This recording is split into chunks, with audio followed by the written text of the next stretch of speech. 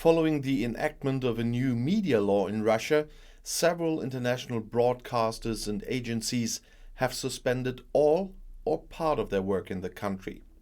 CNN will stop broadcasting in Russia while we continue to assess the situation and our next steps, a spokesman for the US broadcaster said.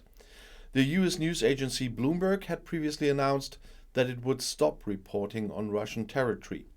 The British BBC and the Canadian broadcaster CBC Radio Canada are also suspending their work in the Russian Federation for the time being. Bloomberg News will temporarily suspend the work of its journalists in Russia, the New York-based company announced. The change in the law appears to be aimed at making every independent journalist a criminal, said Bloomberg editor-in-chief John Micklethwait. That makes it impossible to continue any semblance of normal journalism in the country. The BBC announced their decision via Twitter. This legislation appears to criminalize the process of independent journalism, BBC Director General Tim Davie was quoted as saying in the tweet. This leaves us with no option but to halt the work of all BBC News journalists and their staff in the Russian Federation while we investigate the full impact of this undesirable development. Employee safety comes first, Davie continued. We're not willing to put them at risk of persecution just because they're doing their job. He expressed his respect for all employees in Russia for their bravery, determination and professionalism. However, the BBC's Russian language news program will continue to be operated from outside Russia. Reporting from Ukraine will also continue.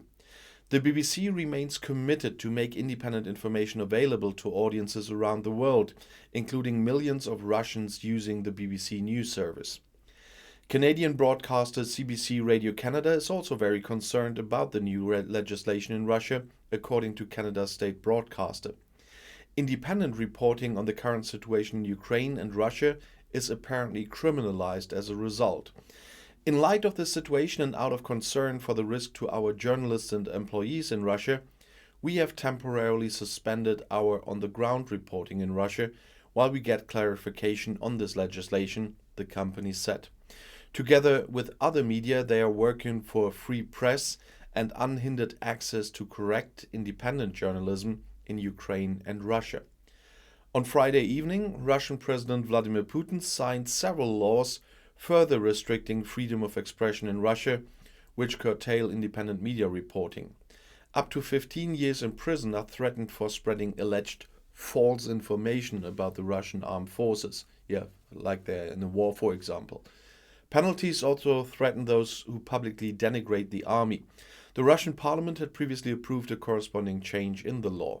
And we shouldn't talk about dictatorship here. Since last week, media in Russia have been banned from using terms such as attack, invasion and declaration of war in reporting on the war against Ukraine. Moscow describes the war as a military special operation.